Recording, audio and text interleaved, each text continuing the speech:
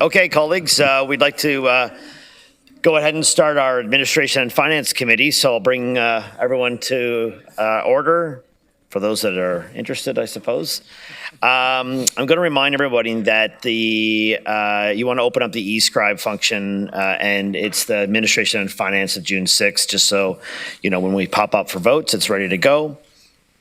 I will ask now our regional clerk, Will Short, to conduct the roll call. Will. Thank you, Chair Harris.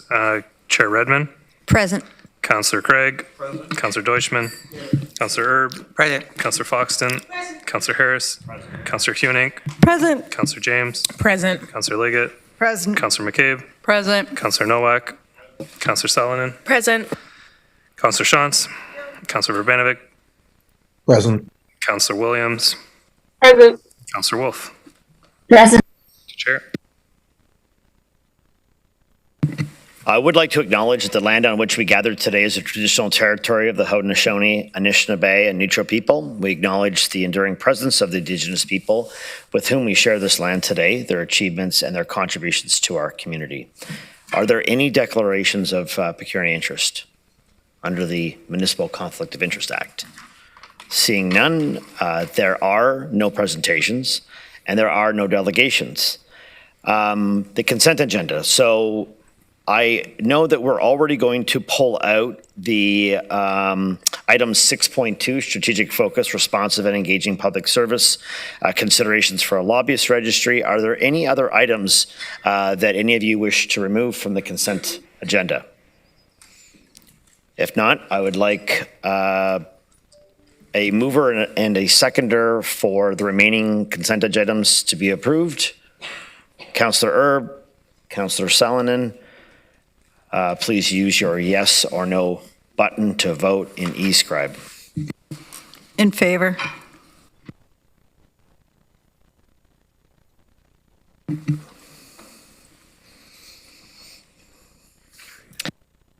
Okay, and that is carried. So with that, I will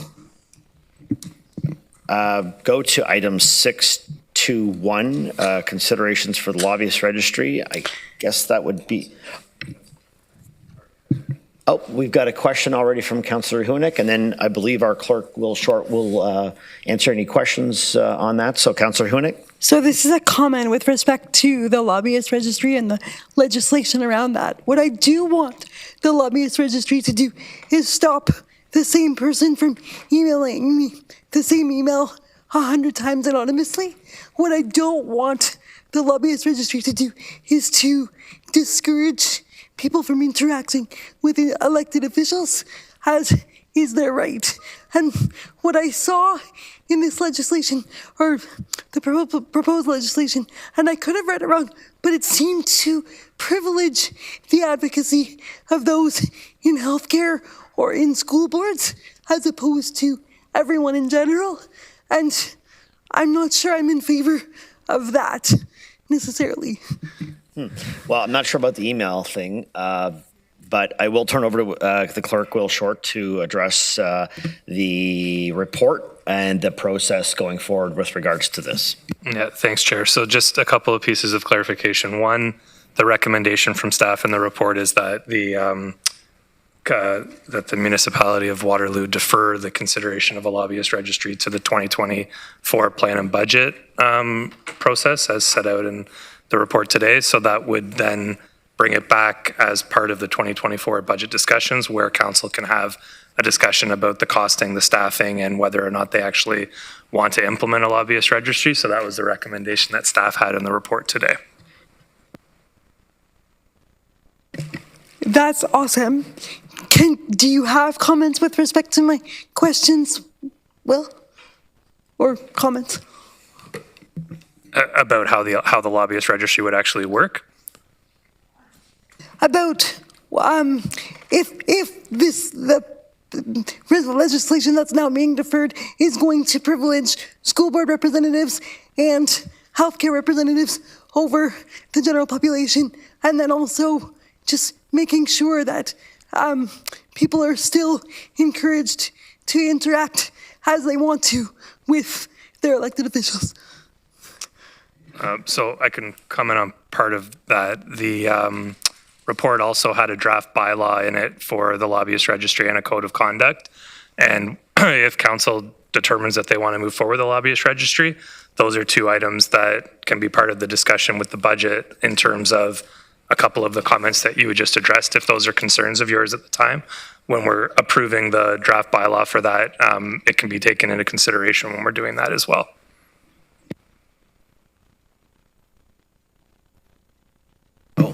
Councillor Foxon. Thank you. Actually, at council, we discussed this last night a bit, and it was interesting conversation because they said, well, by a lobbyist group, you could consider RARE, Engage Waterloo Region. They're all lobby type groups. So they would also have to be on the registry. And so do we want to get that nitty gritty? And that's down the road. We're going to defer. But because they are lobbying for themselves, right? So it's an interesting thing when you think about lobby groups and there's not a really clear definition, and it can get pretty almost inclusive of people that still want to contact with us. I don't see any other speakers. The recommendation is, again, to, look at the lobbyist registry via the 2024 budget process. So I think there'll be lots of opportunities to engage kind of in the details perhaps then. So I will ask that we have a mover and a seconder to adopt the recommendation in doing so. So moved by Councillor Huenick, seconded by Councillor Deutschmann. I will ask you to vote yes or no in your e-scribe.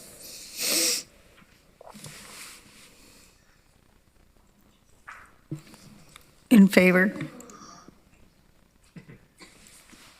Same. And that looks like it is carried.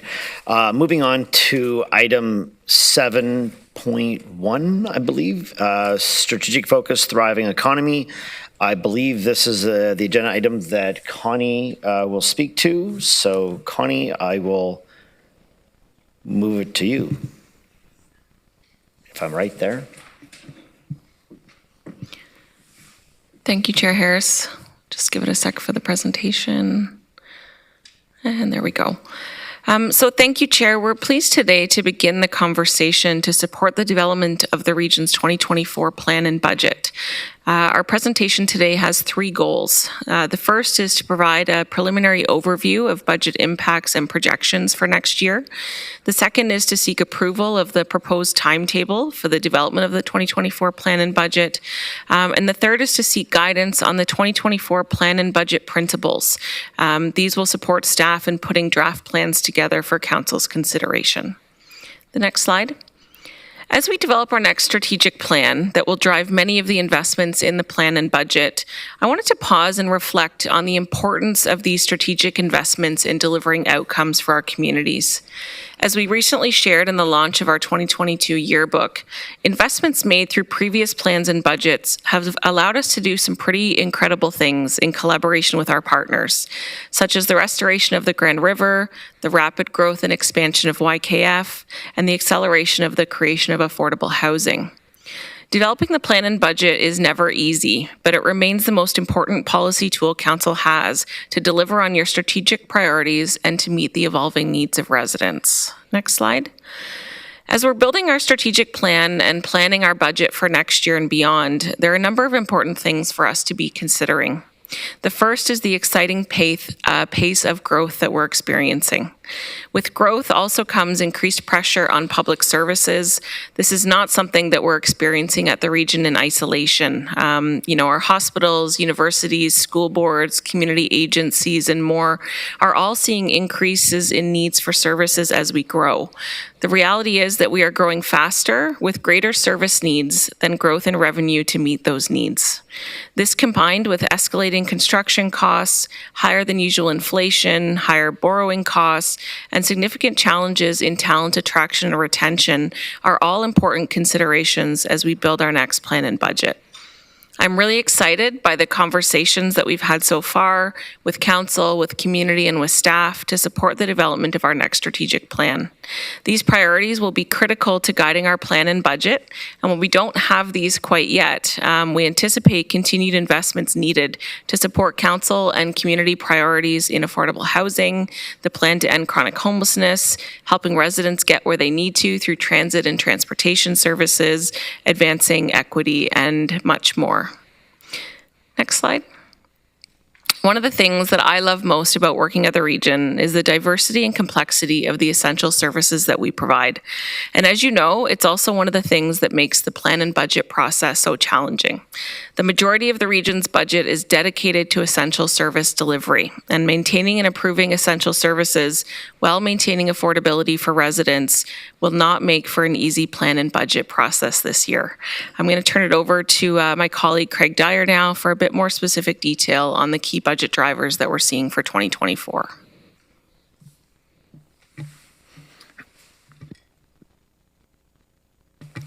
Thank you. Thank you, Connie. And if we could move to the next slide, please. So we've tried to, through the report that's on your agenda today, give you a high-level overview of what we're seeing as the major factors that will impact the region's 2024 budget. Our modeling, of course, at this time is generally at a high level, but to enough level of detail that we believe we can pick up the vast majority of the significant factors that will have an impact on spending, on revenues, and overall on the tax levy. So this chart that's before you on slide 5 is our visual representation of what we're seeing at this point in terms of our 2024 budget projection. So just a couple of points just to make sure we're clear on what we're looking at. So basically, we've categorized all the major impacts into 5 different components of levy increase. So you'll recall from the 2023 budget process that we have a levy for what we typically refer to as direct regional services, which includes everything that the region does with the exception of the police budget that of course comes through the board. And that's what we're looking at here. When we take into account the known issues and our estimates around cost escalation and inflation for 2024, we see a levy increase for regional services in the range of $55 million. And that's a 12% increase over the levy that was approved for these services in 2023. And in terms of the major components, working from left to right, inflation and capital cost escalation continues to be the single largest factor impacting our budget. You may be reminded that this looks very similar to the slide that we showed during the 2023 budget process. The dollar amount is not quite as significant. We were well above $35 million on the inflation side last year, so it is abating, but slowly. And I would just draw your attention to capital cost escalation, which continues to be one of the most significant impacts that municipalities are experiencing as they start to put together their 2024 budgets, whereas consumer price index has I'm going to say moderated. Inflation is still high, but certainly lower than it was 8 to 12 months ago. Capital cost escalation is still in double digits, and this is on top of double-digit increases for the last 2 years. So significant issue for us there. Service expansion to meet the expectations and needs of a fast-growing community, as a couple of my colleagues have referred to already today. And this relates to further expansion. Sorry, it's both the annualization of expansion approved this year and further expansion next year in the areas of paramedic services, transit, and homelessness programs. These are the most significant areas where service expansion is being put in place right now and where it's further contemplated in 2024. And then from a funding perspective, we are anticipating some further changes to provincial funding, some reductions in the areas of public health and children's services. In particular, we did receive an increase in funding for homelessness programs, which offsets that a little bit, but overall, still about a $6 million impact to the levy. And again, just the way the math works here, when we have a reduction in a third-party revenue, such as provincial funding, then it becomes an increase to the levy, all other things being equal. And then finally, we have some Safe Restart funding that we used in 2023 in order to phase in predominantly the increases associated with the interim housing solutions that were put in place as part of our homelessness programs. And when we remove that funding and some tax stabilization reserve funding that we used, that has about a $9 million impact. So overall, about $54 million, a 12% levy increase. When we take into account assessment growth at, say, somewhere in the 1.75 to 2% range, that takes us to the estimated 10% tax impact for regional services that we've outlined in the report. Next slide, please. And so in terms of our early work on the 2024 budget, we have lots of work to do between now and when a preliminary budget would be presented to committee. We're proposing in October.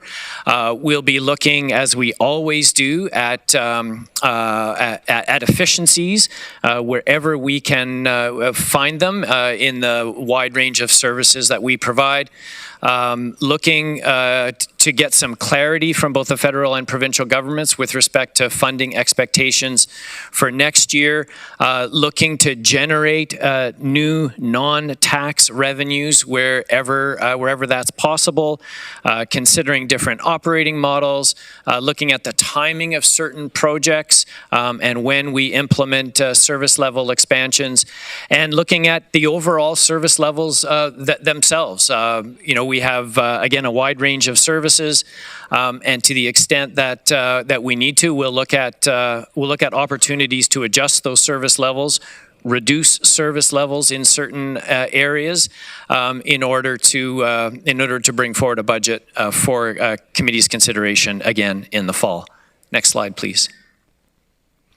And so from a timing perspective, which is the immediate direction we're looking for today from committee, is your thoughts on a timetable which would lead us to a December approval of the 2024 budget. So this would get the region back on to what we would say is a normal cycle of approving budgets in December, just prior to the end of the year, and that allows us. Allows for a couple of things. One, it allows us to start working immediately on plan objectives in January.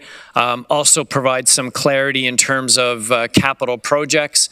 And enhances our ability to get some of those tenders out earlier in the year and potentially take advantage of of potentially some better pricing early in the year.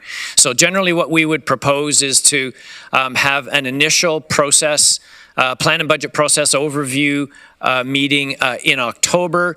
Some strategic planning work and a budget workshop may be helpful perhaps sometime in September. We're still thinking about that, but essentially a budget committee would start its review in October. We'd have a series of meetings through October and November, including public input sessions and including a presentation from the Police Services Board like we would do every year, a date still to be determined, but ultimately targeting approval of the budget at the regularly scheduled council meeting on December 13th. And I'm just noticing a small typo in the bottom row there that should say 2024 to 2033 capital program. We'll get that cleaned up, but that's for council's consideration for today.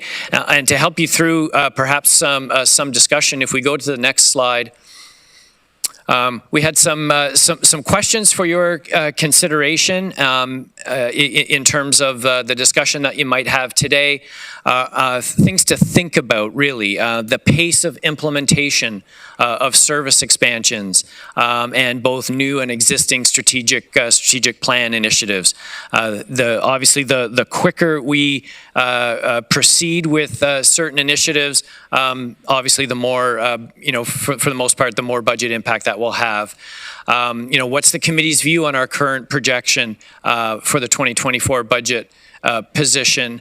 Any thoughts that you might have around growth and our, relatively low regional taxation level as compared to other regions in the province? Your thoughts on service reductions in order to bring the tax impact down below 10%, but continue to do some of these service expansions that are priorities. Will definitely take some service reductions in order for that to happen. And any other steps that you think that we should be looking at as we put the 2024 budget together as it relates to competitiveness, to talent attraction, to other thoughts you might have on service levels, and perhaps your thoughts around risk and the extent of risk you think that perhaps we should take in terms of estimates on provincial funding, in terms of estimates on non-tax revenues, and perhaps other elements in the budget. So I don't think we're looking necessarily for detailed answers to all 6 of these questions. It's more just to perhaps trigger some thoughts and to encourage the conversation this afternoon. Thank you. Thank you, Craig. Councillor Craig. Well, thank you, Mr. Chairman. I'm going to make a motion, maybe after we hear some of the comments, if I may. But my viewpoint on what is the committee's view of these projections, well, I think it's pretty awful, to be very honest. I can't remember in my municipal lifetime of 2 budget years in a row where we had 9% and then the following year 10%. I can remember 2008 when we had a very difficult year. But nothing, I think, comparable. So I guess my first question, and again, it's not being critical of Mr. Dyer or the committee or his staff, but what is driving all of this? I know you've broken it down into little, is it mainly the lack of support from the province? Is it the fact that we're trying to do too much? What would you characterize it as?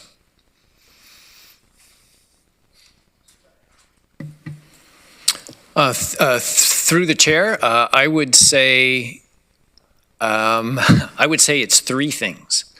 It is the protracted period of higher than normal inflation, and the cost of capital projects at the top of the list. It was at the top of the list last year. It's at the top of the list this year. And doesn't show at this point a significant sign of abating in any significant way. And the challenge that creates for that it presents for committee is that this is simply about keeping. Sorry, that's the wrong word. It's about the cost of simply doing what we're doing right now. So if you think of council's role here in the determination of appropriate levels of service across the wide range of services that the region has responsibility for, just to keep doing what we're doing at the level we're doing it, didn't quite come out right, is between $25 and $30 million of additional cost just to keep up with inflation. I spoke to capital cost escalation, which is still running in the 13 to 15% range, which is on top of, if I recall correctly, about an 18% increase last year. So we're not seeing any significant reduction in the cost of doing, in the cost of delivering the service levels that we have in place right now. So that's the first thing. The second thing is, as talked about a few times today, the region is growing at a spectacular rate. And the cost of growth as part of that, it requires service expansion in order to meet the expectations and the needs of the community. So the two obvious ones where council has focused a fair bit of attention over the last several years, public transit and paramedic services. Right? And it's not just about growth, but again, it's the combination of the cost escalation, the increase in the number of households, the increase in the population, the increase of call volumes, the increase in expectations around routes and service hours on the transit side. That shows no sign of abating either, and I don't expect that that's going to happen in the next little while. And then the third, I would say, is somewhat related to uncertainties with respect to funding from the province. So we've identified three specific areas that are of a concern in 2024. One is public health. And in the public health area, we have received one-time mitigation funding of about $2.5 million for 4 or 5 years in a row now. We keep getting it as an extended one-time approval. There is some greater indication this year that this is going to be the last year for that funding. So that's $2.3 million of revenue that simply comes out of our budget, right? Without even looking at the expenditure side, if we're going to keep doing what we do on the public health side, then we need $2.5 million more of levy money to keep doing that. So that's area number one. Similar situation with respect to children's services, which has also been the recipient of some mitigation funding over the last 4 or 5 years. We have, I would say, we have no indication at this point that that funding is going to be continued in 2024. So we've flagged it as an issue.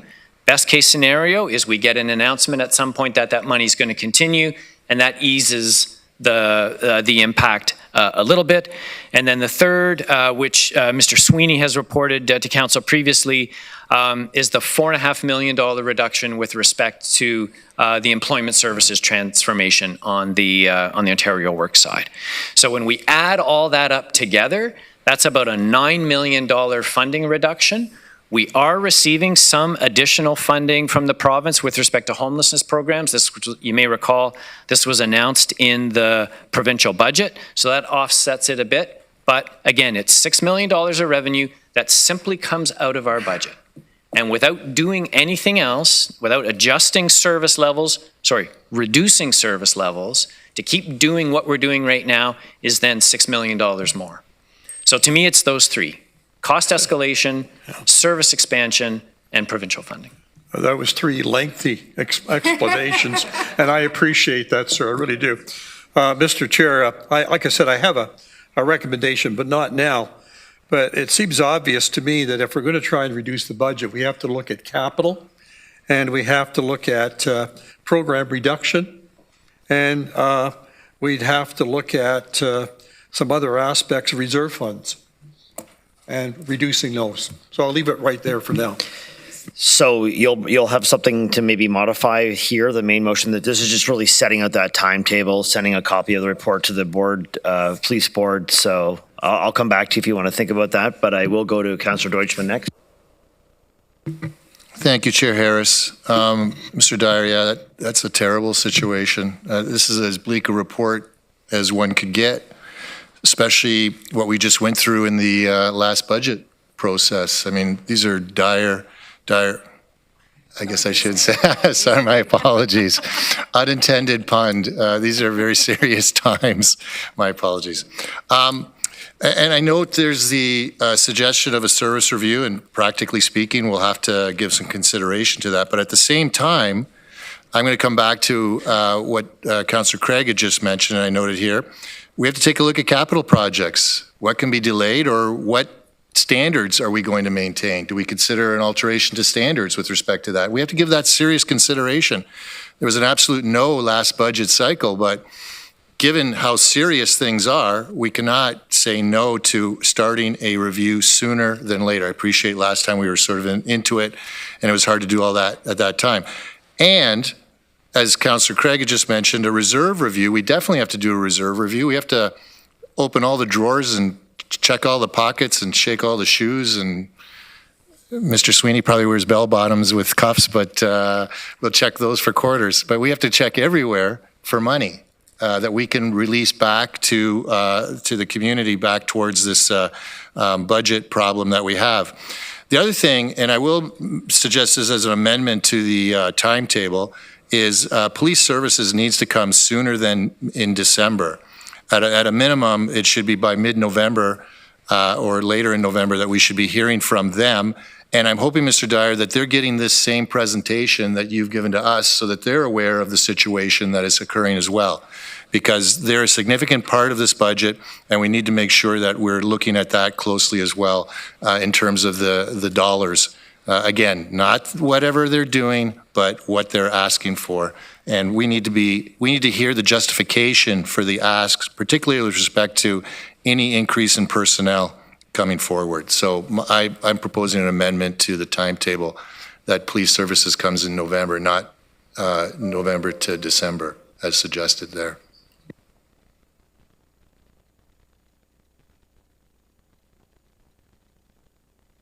Okay, so let's do that now. Yeah.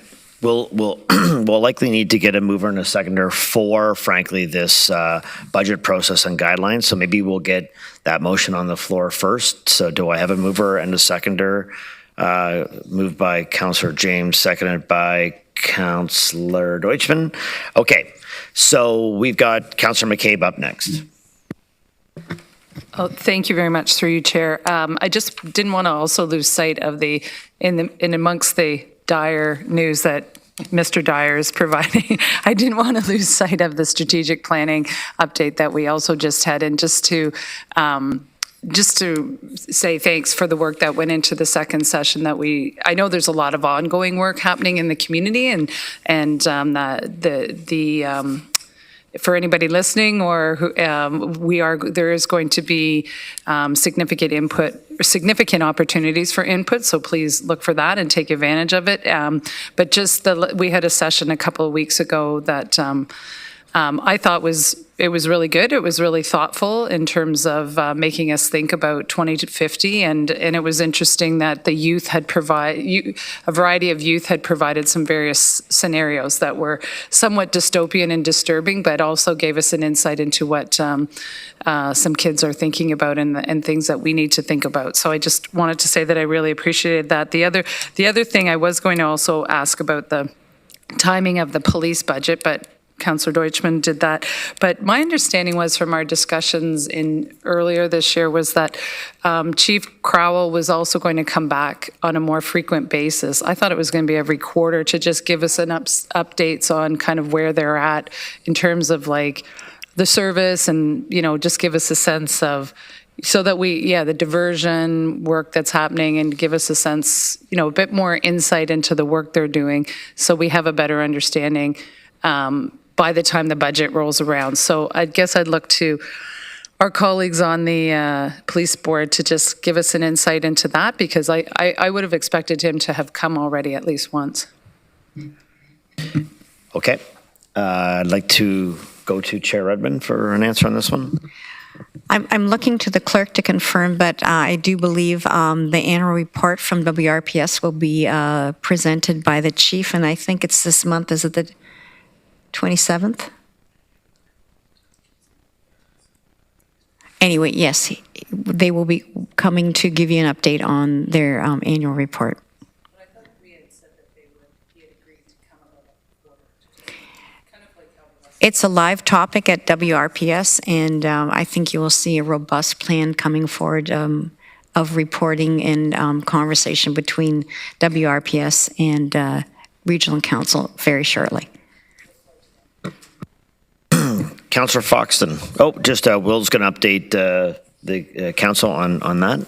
Yeah, so they haven't actually booked yet, but they are looking at dates to come. So we will get back to council once those dates are confirmed. Councillor Foxton. Thank you, and through you, Chair, to Mr. Dyer. Every meeting we've had since budget, we've seemed to spend more beyond the budget. And maybe it's insignificant and doesn't have an impact, but I would like, if possible, one of your staff to create a sheet about the different overspends we've done above budget since we did the budget, so that we can have that for information at budget time too. Did we make wrong choices at budget that caused us to spend more, or are we really looking at the big picture? So that's all I'm asking for, is a list of what we've spent when beyond budget. I know Mr. Dyer is eager to answer this. Through the chair. Councillor Foxton, I can point you to Appendix B in the report from today. It's on page 49 of the agenda, and that is the current list of reports that have been approved for which there has been some type of budget impact, either in year from a variance perspective, or that may have an impact next year. We're keeping that running list, and we'll continue to put that in front of council. Thank you. And then would it have an end total, or do I have to add it all up? So through the chair, it's a bit tricky to total because in some cases impacts are in 2023, in other cases they're in 2024 or in future years. In some cases it's capital expenditure that's going to be debt financed, in other cases it's levy. We can maybe see if there's a way we can group them to make it a little clearer, but one total might be a bit tricky. No, and I agree with you, and I think we have to understand that what we've already said we'll do for 2024, that's a tax increase we've already put on our budget. And we have to remember that we've already created a tax increase in the budget. Thank you. Councillor Verbanovic.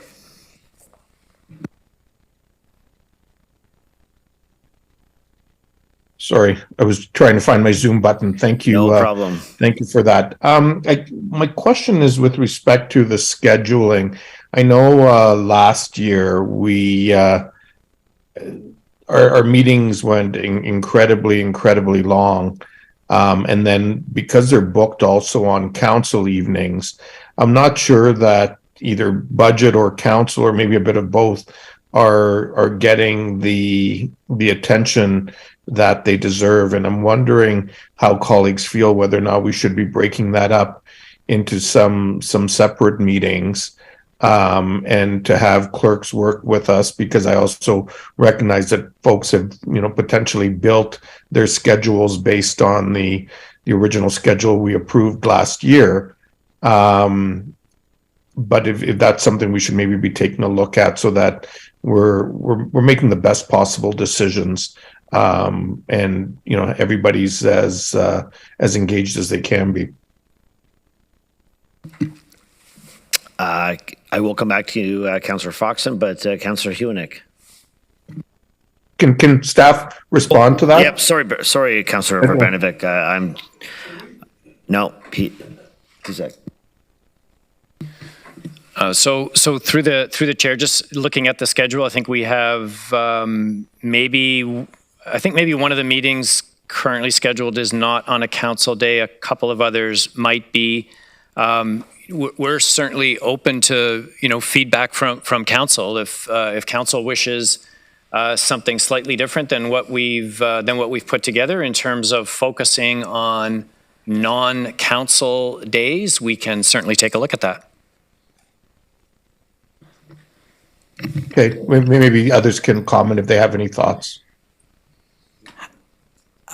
I do have other thoughts. Well, we'll go to Councillor Hewenick then to get her thoughts on this. Thank you, Chair Harris.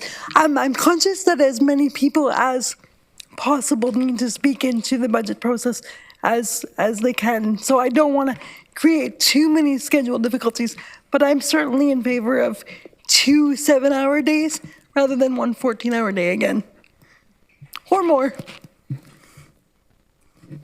Noted. Councillor James. Thank you, through you, Chair Harris. I absolutely support where Councillor Urbanovic is going with asking for more allotted time. I believe early in the process that we just went through, I was very conscious of just how condensed things were. So I think, especially for those who are on other councils and have to navigate their own council schedule, but I think we need to start being more flexible with this. Because absolutely the public is more engaged than ever before, and this is some of the ways we have to change the processes to be more inclusive and to allow more engagement, and also ensuring we can make informed decisions and not, as Councillor Hunick said, having 14 days, we need to be able to adjust this process. That's all I say, but I support where Councillor Urbanovic was going with this. I'm going to go to Councillor Wolf and then over to Councillor Liggett. So Councillor Wolf. Through you, Mr. Chair, I agree with Councillor James and Urbanovic that we do need more time, especially when we have, several delegations and we know that the day is going to be very long. I think we, need to, be at our best and be able to focus, listen, and make the best decisions. So a 14-hour day does not work. And I think if we can schedule some of the meetings now, hopefully other councils can work around our schedule as well. Thank you. Councillor Liggett. Thank you, Chair. I just want to say that Wednesday, October 11th is our Oktoberfest day in which we host a public Oktoberfest lunch, which you are all invited to. It's free. We do beer, keg tapping, the whole gamut. So that one's out for me. And our council meetings are normally on Tuesday evenings. Okay. Mr. Dyer, do you want to answer this or? So here's maybe here's a suggestion for council's consideration. If there's general support to stick with Wednesdays for budget meetings and try to avoid scheduling those budget meetings on days where there's already a regional council meeting. If that's generally what the preference is, we could take that back and bring back a revised timetable for council on June 21st for your consideration. Sounds good. Councillor Erb. Thank you, Chair Harris. First, I'm wondering if, Mr. Dyer, if you could go back, I think it was slide 5 in your presentation. At the top, there was a 12%. I think that's the right one. Sorry, maybe one more. Or that's 7. Yeah, approximately 12% levy increase. But at the end of your presentation, you said 10%, and I'm just wondering if I missed something or were the 2%? Yeah, the difference would be our estimated assessment growth. The assessment. Okay, sorry. Okay, thank you. So, the projected tax increase is something that none of us wanted to hear or see. But my sense is that with the inflation continuing, the cost of construction, maintaining a service level, we might be looking at a new reality until some things change. And so, I'm sort of anticipating the motion, excuse me, that Councillor Craig might be suggesting, where we come back at a 6 or 7% increase or whatever. What I'm interested in not sending back to staff, but from council, is not a number, because I don't think it's fair to staff that we ask them to make service cuts to the residents. That's our responsibility. So if we want to cut costs, then let's say to staff, okay, we're only going to go do grass cutting twice a year. We're going to cut childcare. We're going to make some adjustments to shelter care. We're going to reduce some of our capital costs for road projects. So let's get into specifics of what we don't want to increase the costs rather than numbers. So staff don't have to make those decisions, that it's this group around here that make those political decisions. I believe that was more of a statement, but I know that others were listening. So Councillor Sullivan. There's a question mark at the end. There was a question there? Okay. There was a question?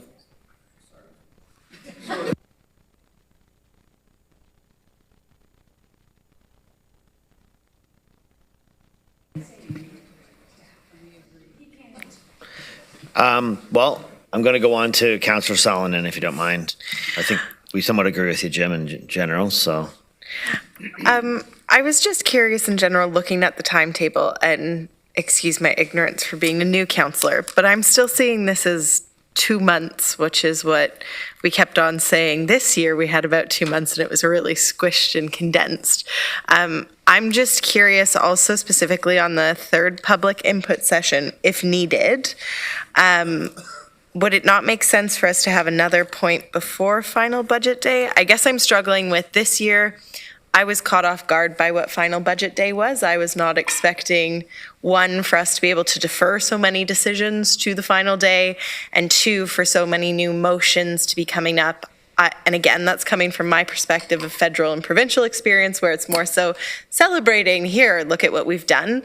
Can somebody just give some background context? And I mean, I would love to see more of a streamlined process, that we're not making decisions into the 12th hour of a very long day that then a few months later we're trying to change. So I can give this a try, and the clerk may wish to jump in as well. So I would say that from that the process to review and approve the budget is for committee and council to decide. So motions around the budget can happen at any time through the process. I understand through this year, many of those were moved or pushed, if you will, until the last day. I took that to be just mainly about the group getting comfortable with the process. But certainly a motion on the budget can happen at any budget committee meeting. And to the extent that they happen, we track those motions, we bring lists back to subsequent meetings to remind everyone of decisions that have been made. They all get reflected in an updated budget, and we eventually, on budget day, council then makes its final approval of the budget as a whole. So I think council needs to be comfortable that there's that you have enough enough time to review the budget, that the information that staff are providing to you is clear and helpful and facilitates an appropriate discussion around service levels that you expect to be in place over the course of the next year. And if there's a change to the review process or the number of meetings or the length of those meetings, this is for you to decide as a group what you think is the best process to review the budget in the end. I totally get that it does not look like the province, right? Like the presentation of the budget by the provincial government is a very different, it's just a very different process. In this case, staff will do our work in terms of putting in front of you a preliminary budget, which will reflect past service level decisions. We'll make recommendations in terms of where staff thinks service expansion is appropriate, and we'll be very clear and deliberate about that. So it's very clear to everyone on budget committee what those service expansions are, and to the extent that they're either appropriate or needed, or if we've been directed to do so, we'll bring forward options for reducing the budget in order for council to achieve whatever tax increase at the end of the day it wishes to have. So we'll be as clear as possible about that. And any guidance you want to give us in terms of what an appropriate budget review schedule looks like will be extremely helpful for when we come back in a couple of weeks. Could I have a follow-up to that? Go ahead. Thank you, Chair. Could we possibly look at having the first public meeting take place in September? So however the schedule needs to be adjusted. The reason I ask for September is because I know, again, during this budget process, we asked a lot of things of staff, and it's a really busy time of year, so trying to give more turnaround time if the public wants to start, hopefully will start engaging earlier, that we push it up that way to leave more buffer room at the end that hopefully isn't needed, and maybe we'll have a peaceful budget process at the end. That would be my ask, but obviously that is out to my colleagues around the horseshoe. Yeah, I think what we are famous for doing here is deferring things. And so it sounds like we're going to ask staff and Mr. Dyer's team to come back ahead of our next council meeting, or final council meeting prior to the recess, to clarify some of those dates. So perhaps there's an opportunity for them to look at dialogue with the Waterloo Region Police Service to get clarity around some of those timelines. And I will now go to Will, and he can speak to some of those other administrative timelines that he deals with. Yeah, sorry, thanks, Chair. Just to add to what Mr. Dyer had remarks on, so a couple of things. So there were a couple of people that talked about amendments today, so those could be filed as notices of motion for the June 21st meeting, when this is going to be coming back from staff with some changes or whatever it is that finance deems appropriate. Another area that discussions that came up during the budget process with new councillors was some type of administrative deadline on filing those motions with clerks and distributing to all of council, so that councillors aren't seeing those motions for the first time and staff aren't seeing those motions for the first time at a specific budget meeting. I think it would be very productive for council to be able to see those, have those discussions, and for staff to be able to provide the feedback. So that's something we could look at. It hasn't happened in the past, but that doesn't mean it doesn't have to happen. If council wishes to do that, we could set an administrative deadline so that those one-off motions are all received and then distributed to all of council, so that everybody can take a look at it, including staff, and then we have a better conversation at the time. So it's just something for council to think about. Thanks, Chair. And I'll go to Chair Edmund. Thank you, Chair Harris. Just a couple of observations. I really do support what the clerk was saying about seeing advance notice rather than making motions on the fly. I do anticipate what Councillor Craig is going to bring forward, and I would suggest that rather than having staff make those decisions, I think that debate should happen around this table. So if there's a list of X number of projects that might bring in budget at a lower threshold, and I don't know what Councillor Craig's motion is, I would be really supportive of that so we could have a focused conversation. I personally would be really interested to see detail around the $147 million that was identified in the last budget that is actually provincial mandates that we fund. I would like to dive deeper into that, and I would also like to know what part of that, if there is any, that's 100% dollars and some that are sort of co-shared with the province, because to me, sometimes we make decisions that feel good but end up giving less service and amplifying the impact to the community. And again, I really look forward to having the kind of debate around this horseshoe of substantive issues. And I think a lot of people felt rushed last year because you felt like you sort of came in partway through the process. But to Councillor Salinen's point, my experience at this level of government is it's never over till it's over. So budget day will always look like budget day, and that's where we solidify previous motions and previous decisions, and that will be us again weighing the trade-offs that we have to make in what we're going to fund and what we're not. Councillor Foxon. Thank you, and I'm echoing a lot of what a lot of other people said. I was thinking 2 additional days. I agree with Councillor Salin, and I know that puts Greg's team under the gun to actually present the first budget in end of September and then go to the October dates. It used to always be that the councillors, and I can't remember whether it was end of August or early September, councillors put in their wants.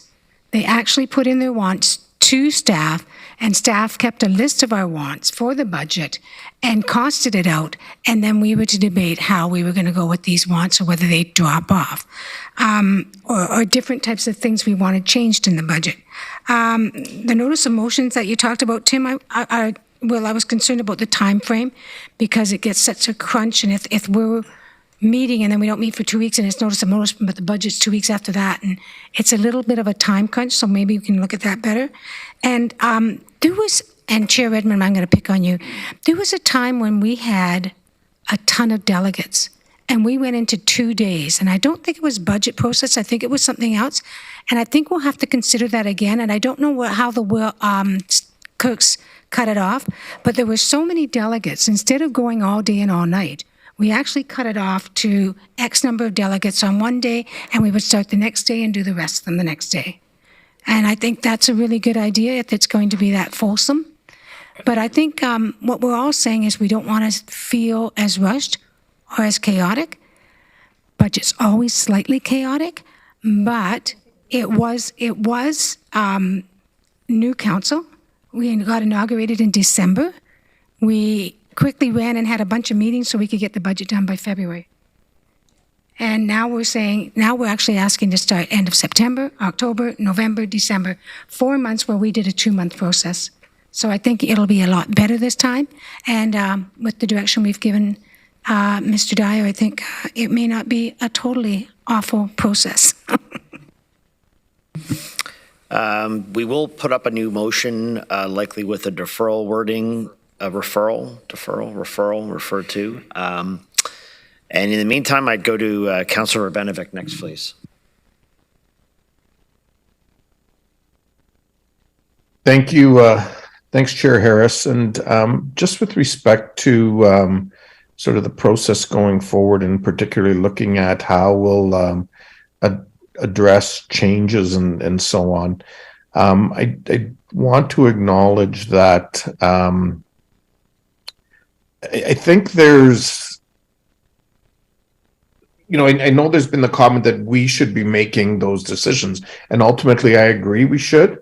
But the reality is we have a paid professional staff whose job it is to make recommendations to council around these things.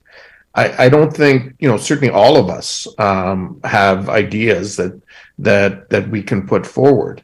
I think our target should be, at or below the rate of inflation. I know that's something that many of us certainly have advocated for in the past, and certainly that's a target that we've worked to strive at the area municipalities as much as possible. Last year was an exception year.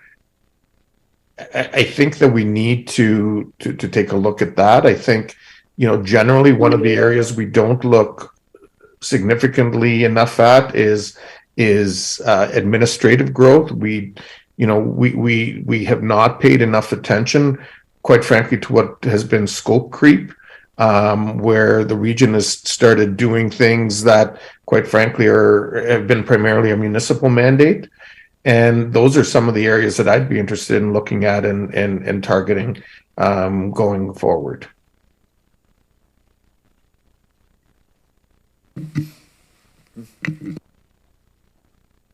Yeah, no.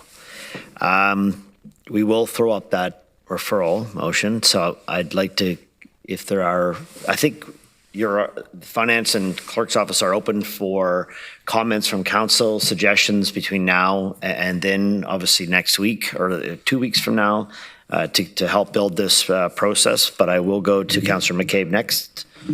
Thanks very much, and through you, Chair. I just wanted to remind people, or leave this for their consideration, that when we're talking about more public consultation and more time for council to consult, but I wanted to just remind people that the strategic planning process that that has started and that we're going through right now, and the outreach that is happening through Connie McDonald's office, that is part of this. right? So that is very much a part of the budget consultation, right? These two, in my mind, are together, right? Like what is coming out of the strategic planning process is informed by the public. It'll be informed by us as council because we're participating in it. Staff are obviously as well participating in it and providing their ideas and, around that process as well. So I just worry that we're looking at the two as very separate and distinct pieces. But really, I think what Connie McDonald and Craig and Bruce Lochner are trying to get us to see is that the two are very linked. So I understand that the length of time that it took on budget day and things like that, but I think if we think of what we're going through now with the strategic planning process is very much part of the budget process. I mean, for me, that gives me comfort that there is enough time in this process to actually have our input, ours, and more importantly, the public and staff's added into this and considered, and then staff will come back with the budget. Well, first we'll come back with the strategic plan and we'll approve that, and that is really what is going to set the guiding, that's the guiding document and our North Star that will then drive what should be our key priorities through the budget process. So I just wanted to remind people of that these are not two separate and distinct pieces. These are very much linked and very much rely on each other. And I think that is a really important, I don't know that we need to add a whole bunch more time to the timeline because we have that strategic planning consultation sessions. Yep, good reminder. We definitely want to encourage all council members to correspond and answer the questions that we have been asked to give staff guidance for summer planning. So encourage you to have a look at those questions and get back. Councillor Craig, and then I'm going to kind of finish the list here. We're going to move on. Well, thank you, Mr. Chair. I remember last year at the budget time, we had a PowerPoint presentation. And I remember saying, this looks like the final budget, 9.2. And I was assured, no, that wasn't. Well, it came in at 9.1. So we do have to change things up. And I think we have to do it this year. I'm not asking staff to make the final decisions.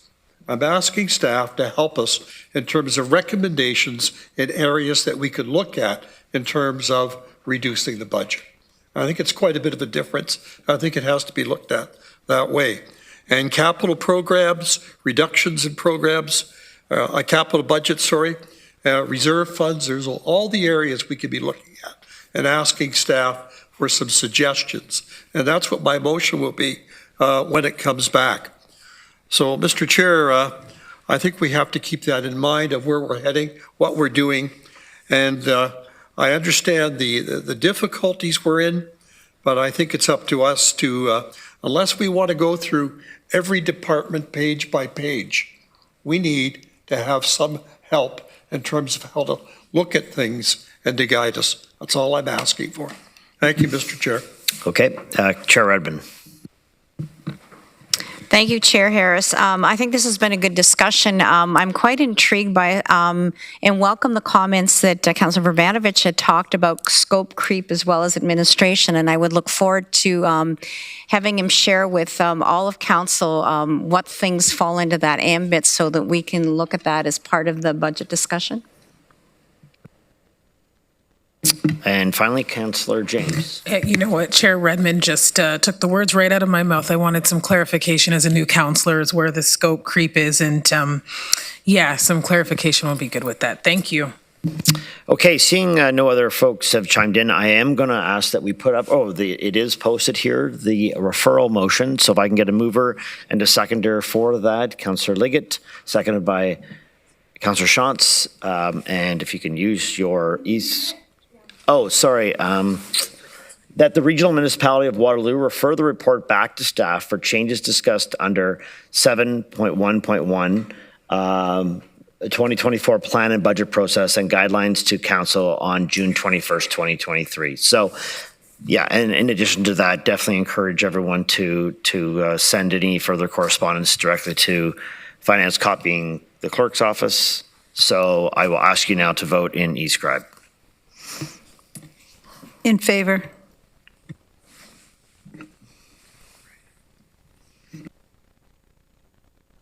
Is carried.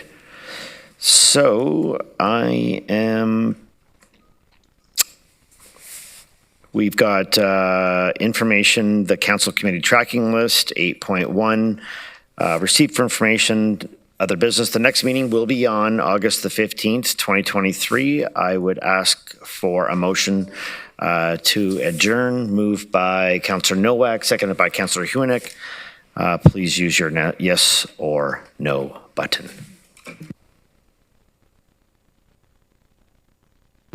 In favor. Yeah, I'm not getting it. I'm in favor as well. And that's carried.